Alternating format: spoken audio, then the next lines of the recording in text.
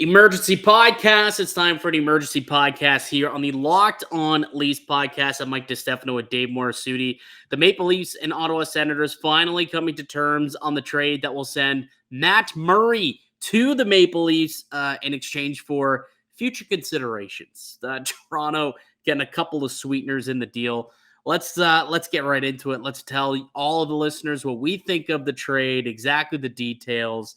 And let's just get right into it, pal. Roll the intro.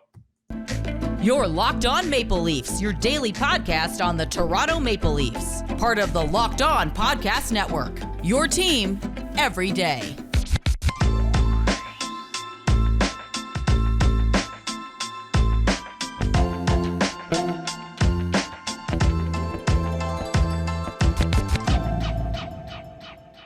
Hello and welcome into Locked On Leafs podcast, a one-stop shop for all things Leafs. I'm your host, Mike DiStefano, with Dave Morassutti, my co-host. And Dave, we got to get right into it, pal. It's an emergency episode. We haven't dropped one of these in quite some time because there hasn't been any groundbreaking news. But, we had recorded a podcast already, and I'll probably be out. You can go listen to it. We talked about the draft prospects. We talked about the qualifying offers and whatnot. And then there was some discussion about Matt Murray because Darren Dreger said, sounds like things are getting close. And it didn't come to fruition until after we finished recording, as typically happens for people who are in media. You'll know that happens all the time. But the trade finally did come through, and it's official now. So Matt Murray, a Toronto Maple Leaf, at 25% retained salary, along with a third-round pick and a seventh-round pick, with basically nothing going back to Ottawa, future considerations, which means nada. So Matt Murray's going to come in at 25% retained. It's $4.687 million cap for this season and next. What'd you think, Dave? Are you okay with this now? Like we talked about it a couple of days ago. We said we have to wait until we see what the sweeteners are and what the deal is fully. Because if it makes sense, then okay, we can get on board. Are you on board with this trade, David? Look, I almost talked myself into the fact that Matt Murray was going to be a Toronto Maple Leaf. It just seemed like it was going to happen. Nothing was going to really change that, so I was okay with that. Then you see the trade happen. You see, okay, Matt Murray in a third-round pick.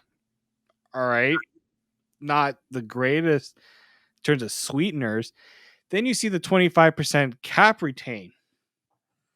And I'm thinking to myself, really? Like, really?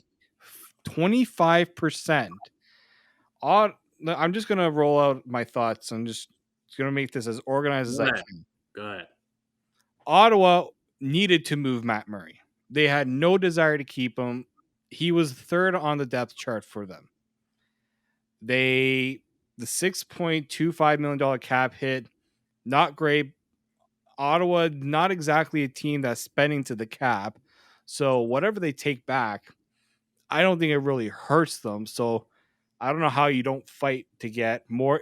I don't even think, the people say, why didn't they get 50%? I would have settled for 35, 40 in that case. Like every dollar in, dollar out for the Leafs is crucial. We've been, ever since 2018, the Leafs have been running under this whole, everything is tight with the cap. It's like, this is our budget. We can't, because the NHL does not allow us to go over the cap, we have to work in these confines. How many times we've had to see the Leafs make certain concessions to get the cap to work, and then they're okay with just 25%. And this, to me, my concern here is, look, Matt Murray, Kyle Dubas, they have history, but that was a while ago. Yeah. Right. A lot of things have happened. Former Sioux Greyhound Matt Murray, for those who are wondering what he's talking about. Former Sioux Greyhound. Okay. Kyle Dubas has had a very rough couple of years on the job with how the team has performed in the playoffs. He has said that the heat's on him. And in my opinion, this trade does not signify a GM that's on the hot seat. This is a GM that's willing to swing and take a bit of a gamble. Now, I'm not saying Matt Murray is completely terrible. I am not saying that. What I'm saying is, if you're going to make this type of a commitment, do all these things, give Ottawa, your rival, a break, because really they did give Ottawa a break here. If he got a better draft pick or something else on top of it, I'm fine with it. Also, Locked On Senators, Ross, I watched your instant reaction to the trade. If you are watching this, no, I did not think the Leafs were going to get Shane Pinto or Formanton. I did not think that. But I did not think a third round pick was going to be it either. And No, that's where I sit on this. It's not about Matt Murray.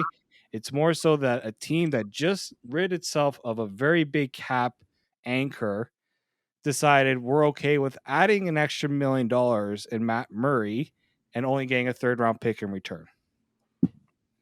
yeah, I think that's the issue here. Like, I don't necessarily have a massive problem with Matt Murray as a goaltender because whether you like it or not, Matt Murray, when he's playing, and that's the operative word, and what we're going to get back to in a moment, when he's playing, he's typically a pretty good goaltender, right? Even this past season, he was a pretty decent goalie this year with the Ottawa Senators when he played.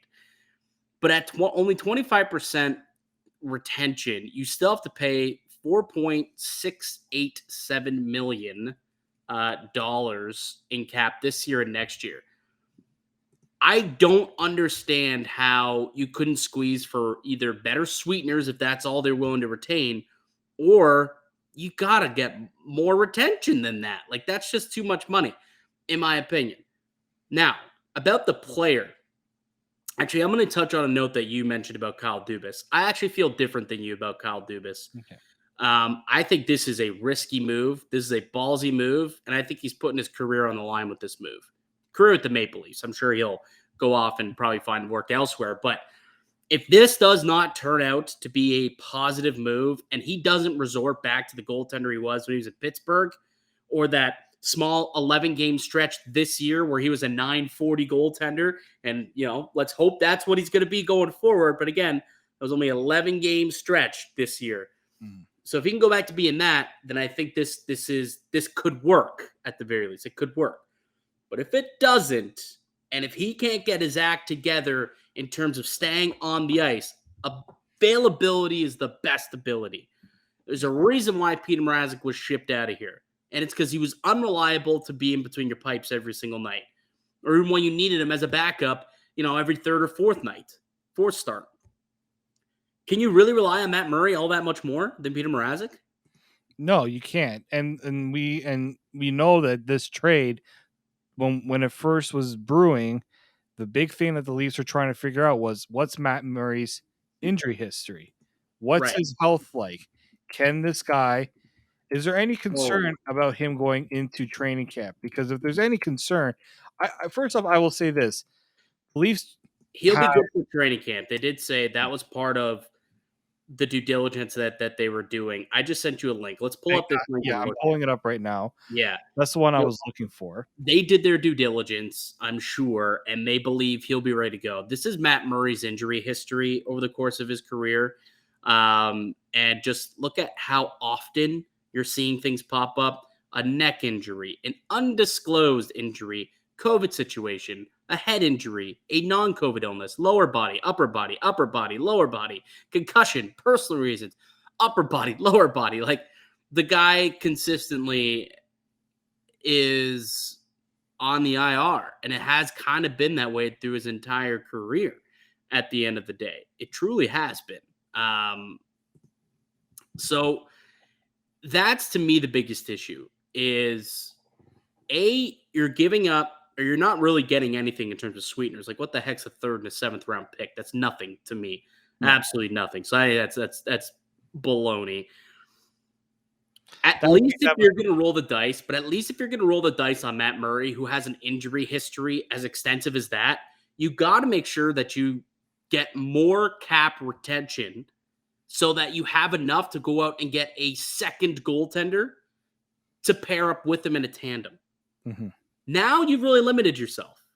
Now they're limited because they have less money than they did before the Mrazek deal. Yeah. To try and go out and get a tandem. I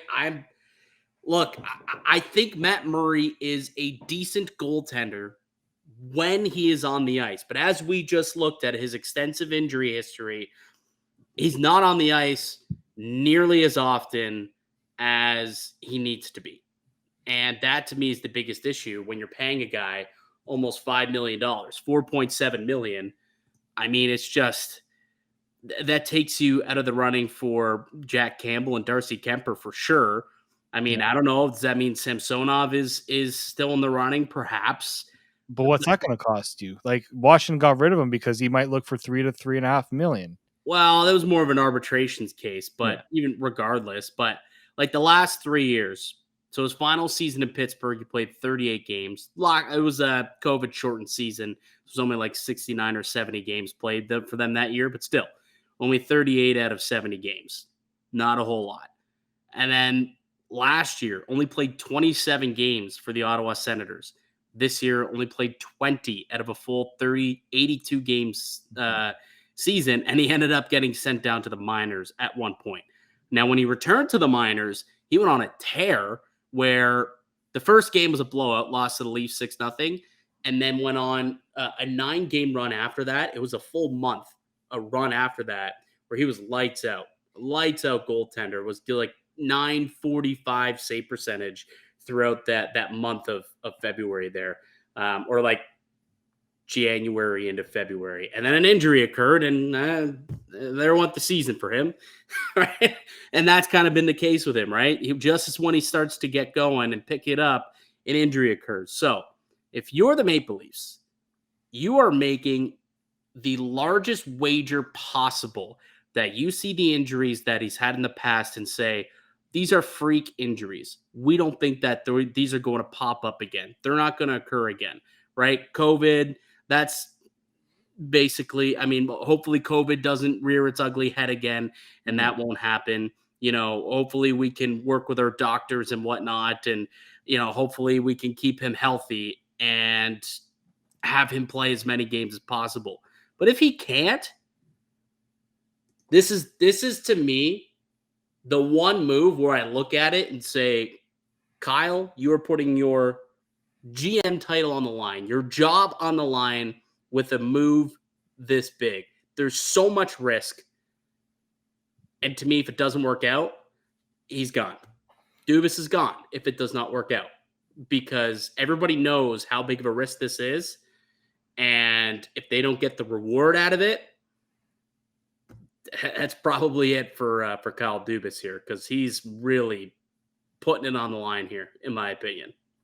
Oh no, he definitely is. Like when the Leafs let Frederik Andersen go, that was considered a bit of a risk. It wasn't a total gamble because Jack Campbell was still here, and they found another. And because Jack Campbell was signed to a pretty reasonable deal, when you look at it all, they could bring in another goaltender less than what Frederik Andersen got with Carolina, and you were okay with that.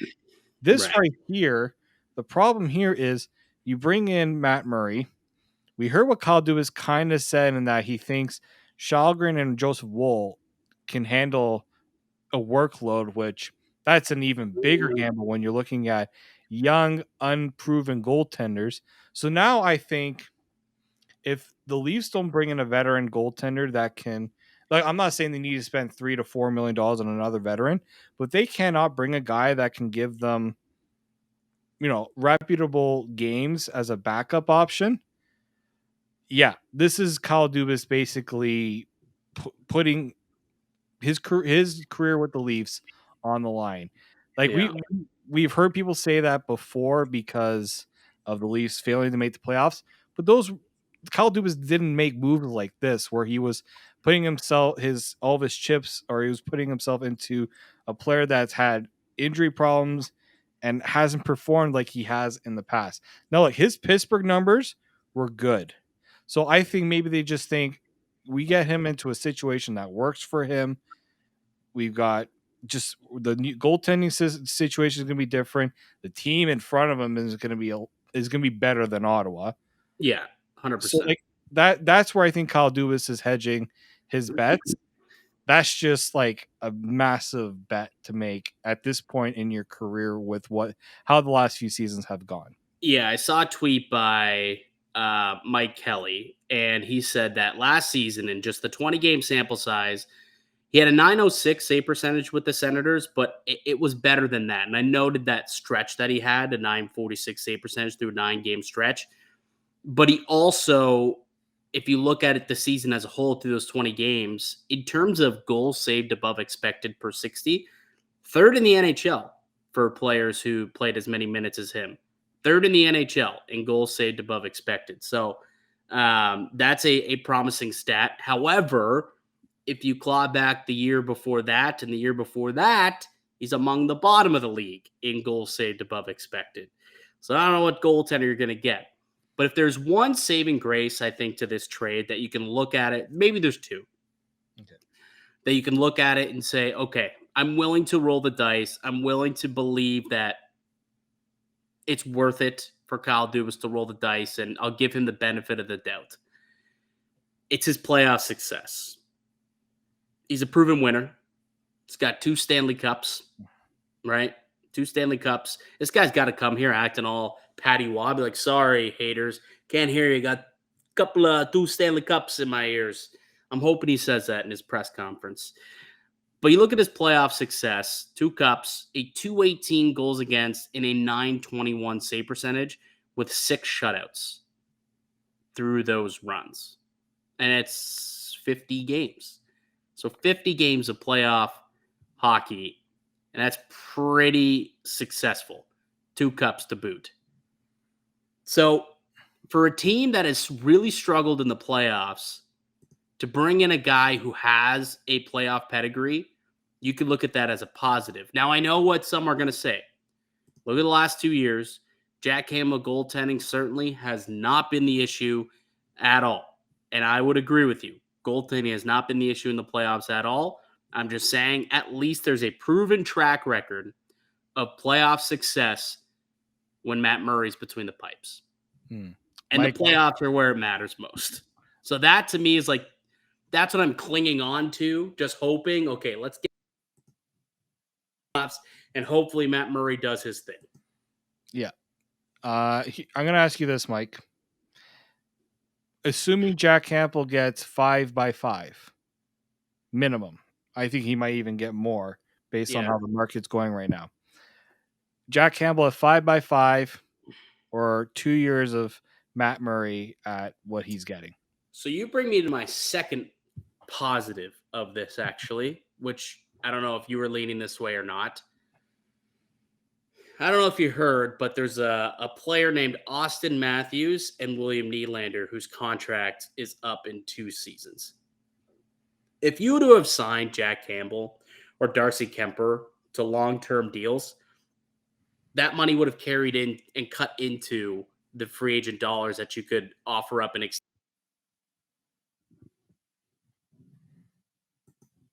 to Nylander and or Austin Matthews. It's not going to impact you signing any of your big boys, right? So you can rid yourself of that contract after next season. Heck, you can even buy out this deal next year, and it's actually not going to cost you a whole lot of money too.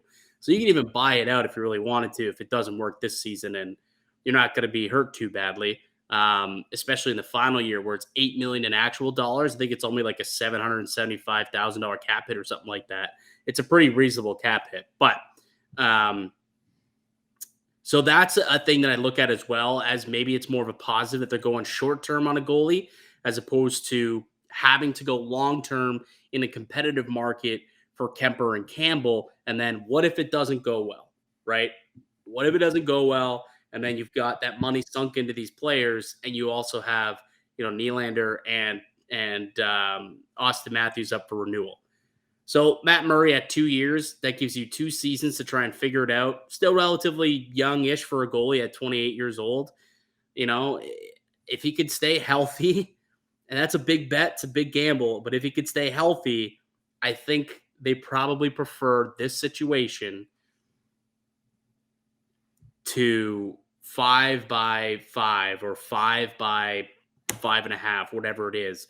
for a Kemper or a Jack Campbell. I could be wrong. Well, obviously I'm not wrong because it sounds like that was the preferred situation since that's what they ended up going with. I could be wrong, I suppose, but glass half full. I'm trying to look at it glass half full here. So I guess that the only 2 years on the deal is not horrible. Yeah, like this isn't the Leafs locking in Matt Murray to this a 4, 5, 6 year deal, kind of like what Ottawa did, which Yeah, I never they understood did in well. the first place. By the way, Me like, either. Ottawa just now The money made no sense. The long trying to get him long term made sense, but six over $6 million made 0 sense. But yeah. anyway, So like and you look at what other goalies have been getting recently. Like Ville Husso got 4.75 over 3 years in Detroit. right. 27-year-old last year was kind of really his only year where you saw something out of him. Like that's we're seeing teams right now when it comes to goaltending. It's really hard because not many teams have been able to draft and develop their goalies. Again, I criticize the Leafs for doing that. That's why the Leafs are in this situation in the first place. Yep. So you have to live with that if you're Kyle Dubas. I understand fans are gonna hate this move. I don't expect fans to like it. My only thing I will say though is let's give Matt Murray a chance to play a single game before we totally crucify this Well, I move. hope he can play a single game for this Yeah, team. that too, Like, right? that's the problem. That's the only. Yeah. Like, I'll say this right now: if this guy can play 50 games this year, if I know I'm getting 50 games out of Matt Murray for the skill level that he's at, this is a great trade. A great trade, and I feel very confident with the skill level of Matt Murray giving me 50 games of Matt Murray level play. I don't know if he can give me 50 games. That's the only issue. It's injury. Availability is the best ability. And it's something that Matt Murray hasn't given you in years. And Yeah. it's going to be a massive question mark going forward. And it's just so curious Yeah. that Dubas went down this rabbit hole again after what after what happened with Mrazek and Campbell last year with injuries. I just That's the puzzling part. confusing to me that he didn't want somebody a little bit more durable who you can rely on to at least be in the net, whether or not he's going to give you, above league average goaltending or not, whatever. But at least he'll be in the net. Yeah, and look, and when he was in Pittsburgh, after he kind of arrived on the scene, there was 3 years there where he was at 49, 49, and 50 games. Yep. So it's not like he's never done it before, but it's been a long time since he's done it, right? The following year, 38 games. Then Well, 20. once the injuries come, right, they start piling up and they come, quicker than the last, right? The next injury comes quicker than the last, Exactly. right? That's what they say when, people have the Band-Aid label. And unfortunately, Matt Murray's got that label. And, hopefully he can shake it at some point. Would be nice, obviously, for the Maple Leafs if he could shake that label. But at one point, he was considered a one of the more high quality up and coming goaltenders in the league, and injuries kind of hit it. He hit a ditch through injury, and COVID was a situation. His father passed. There was just so much that went into where things started to go wrong with Matt Murray, where Kyle Dubas is looking at it and saying, maybe if we can get him in the right mind frame, right mindset, frame of mind was the phrase I was looking for. Yeah. In the right frame of mind, maybe we can find that goalie once again. And they've got the resources to try and do that, but it takes two to tango, right? Yeah. And sometimes your mind can be as strong as it wants to be. Can the body hold up? And that's the big question mark. Yeah. And now the Leafs have about 6.3, let's say 6.36 is the actual number, $1 million left of cap space. I'm thinking to myself, Got to sign Engvall You have to sign Engvall. You have to figure out what you're doing with Rasmus Sandin. and a backup goalie. A backup goal. Yep, a backup goalie. I think you have to get another goalie. I think you still need one more defenseman, and I think you need to do some work up front. Like I don't think the Leafs. I think that you're going to expect more moves from the Leafs on the trade front because unless the Leafs are comfortable with, like a Tavares, Nylander, Kerfoot line again, which I'm not comfortable with that. I think you have to expect there's going to be more going on. Like we said, remember Dubas saying at the draft, we feel we can make deals to alleviate some cap space. Yeah, we know what's going on. We know the market. Yeah, so if they need to, we've talked about it before, right? Justin Hall they can use as a way to alleviate cap space. Alex Kerfoot potentially can try and work something out with Jake Muzzin, see if he wants to go somewhere. There are ways to open up some more cap, but also making sure Ottawa retains more than 25%. Another cool way to try and retain as much cap as possible, right? So I don't know, man. Overall, I think I'm grading this. Well, yeah, D plus. Like I think I'm giving it a D. I was gonna give it a C minus. I'll give it a C minus. I'll give it a C minus, which is still pretty crap grade. Yeah, it's not. By the way, people, 62%. Yeah, we're not going to give this an F because it's not an F, but it's not a move that you're like, all right. I'm going to stick with my D plus. I'm sticking with the D plus. You can go C minus. I think I got to stick with the D plus, man. I look at it and I just think it's way too big of a gamble. Like I think the risk is way too high and not sure there's enough of a reward. Like you're telling me you couldn't have found a less risky goalie at that price? I don't know. I'm also just wondering how was there never I really, really, really do hope somebody asked Kyle Dubas, was there a potential of a third team getting involved to eat some more cap? Yeah. Yeah. Dude, like if all they were giving up was a third and a seventh, honestly, I think I would rather 50% retained and like no sweeteners than only 25% in a third. Yeah. Like so I would have preferred, like you said, instead of giving us the third, let's give a third round pick to Arizona, have them park another 50% of the cap, and then we could take them that way. I would have much preferred that. A cheaper cap hit than a third round pick. And the Leafs could have even sent Arizona a player, just say here, just so you have a third round pick is good enough. Or you could even have given them a prospect. Justin Hall, you want a live body to play for you since you know no one's going to want to come to play at Arizona State University for the next 3 years. You're going to have a tough time bringing in NHL talent. Here, take one that's already under contract so you don't have to worry about that. Exactly. That's kind of where I'm at with that. Like there are ways the Leafs could have saved cap.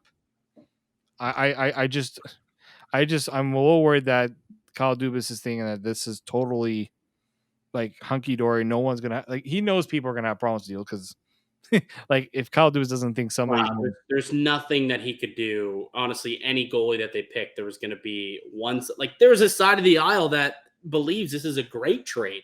Yeah. Not even a good trade, but they're like, oh, this is a great trade. A 2-time Stanley Cup champion. Like he's still young. Of course, I think that's a good trade. Like there are many people on that side of the aisle. I happen to be more so in the middle, maybe leaning towards bad trade. I'm just very skeptical at the end of the day. I'm so skeptical on this one. And I need to see good health out of Matt Murray. Because if not, this season could be another lost season, man. Like, and I'll also say this about Ottawa too. Like, they're very happy to get rid of the cap hit, but like Anton Forsberg and Flip Gustin don't exactly, for a team that wants to take a step forward, that's a gamble too that they're taking. Yeah, I'll take that. I'll take Anton Forsberg over. I really wanted Anton Forsberg. I was kind of hoping he wouldn't re-sign with Ottawa. If you're Anton Forsberg, and you look at what's going on with the goalie market, do you think to yourself, maybe I was a little too eager to sign in Ottawa? Like Maybe. Because he signed for what, like 2 and change, like 2.5 or 2.85 or something like that. 2.75, I think, is what he got. Yeah, like high twos. Yeah, probably could have got somewhere in the threes if he would have went to the open market. Probably. Because he played good for a not so great Senators defense. Yeah, he was awesome. He was great. I mean, he didn't play. He played how many games? I'm just looking here. He played 46 games and he had a .917 save percentage. Yeah, decent amount. Like that's good. Like, and that's why they felt like they could move on from Murray, right? Like they have Anton Forsberg as their number one. They want Philip Gustafsson to kind of be their number two, and they didn't want to carry a third goalie. So find a trade partner. Anyone want him? Yeah. Kyle Dubas says, "Oh, a former Sioux's on the block? Yes, please. I'll take that." And I just hope that's not something he references like a lot. Like I just hope it's not, because it's going to get, because then it will just say that Kyle Dubas has a reputation for that. And look, he does. He already has a reputation. What do you mean? That's already a thing. But like now it's like really like it's almost like yes, he's had a reputation for it, but like this is like full out. Like that's like us and Italian stuff. Yeah, but so was Nick Ritchie. Bringing in Nick Ritchie on a contract was also like, okay, let's see if we can have a former, Sault Ste. Marie connection. He played for the Sioux, didn't he? Or he was from Sault Ste. Marie? I don't think he played for Sault Ste. Marie. Oh, maybe he was just from Sault Ste. Marie. There was a Nick Ritchie Sault Ste. Marie connection. I'm trying to remember what it was. Maybe he was from. Well, he's from Orangeville, and he played for. Oh, he played 23 games for the Sioux. Played most of his career with Peterborough. He played 23 games. So he traded for Nick Ritchie back in the day for looks like a playoff push. Looks like it. So, I mean, to me, it's definitely already a label. This is just reaffirming it, if anything. So, I mean, let's look and see what other are there any free agents that are former Sioux players? They're guaranteed to be. So this is my thing. Why the heck would they were so eager to get rid of Jerry McCann, another pretty good Sioux Gary Hound guy. Yeah, well, I don't think they were eager to get rid of him. That was more of it was a different situation, but point taken. Anyway, we'll see, Dave. We'll see. There's got to be another move, though. Like, you can't go in with Murray and Shalgren as your 1-2. You just can't. That can't be the case. They got to go and get a Thomas Greiss or a Yarrow Halak. Is Kudobin available? Like, you gotta go and get. Career is pretty much in the.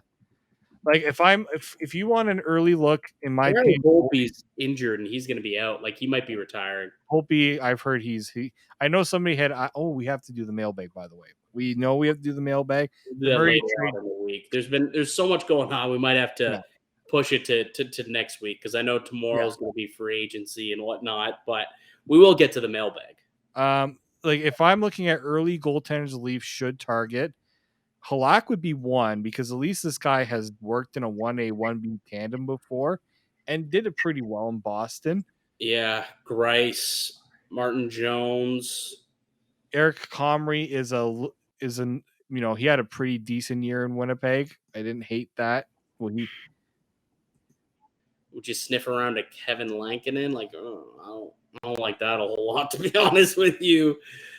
Like, there's just not much, man. There's really not much. And for the price that you're going to have to get your goaltenders at now, you're hoping that a guy, maybe Martin Jones does come and play for $1 million or $1.5 million or Thomas Greiss. I guess Comrie, you pay him like $2 million.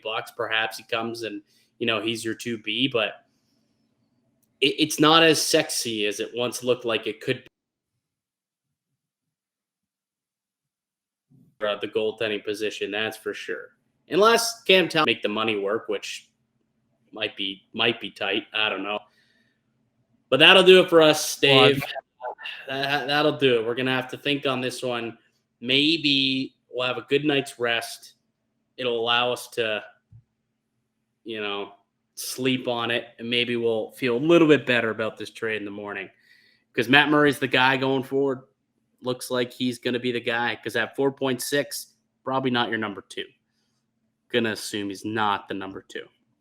All right. That does it for us here today on the podcast, ladies and gentlemen. I'd like to thank you all for listening and supporting the show. You can subscribe to the Locked On Leafs podcast on all podcast platforms and receive daily Leafs content. Follow myself on Twitter at Mickey_Canuck. Follow Dave at D_Morassutti. Go ahead, leave a comment down below. Your thoughts on the trade. Grade the trade as well down in the comment section below. We'll be back with another episode tomorrow, ladies and gentlemen. But until then, keep locked right here on Locked On Leafs.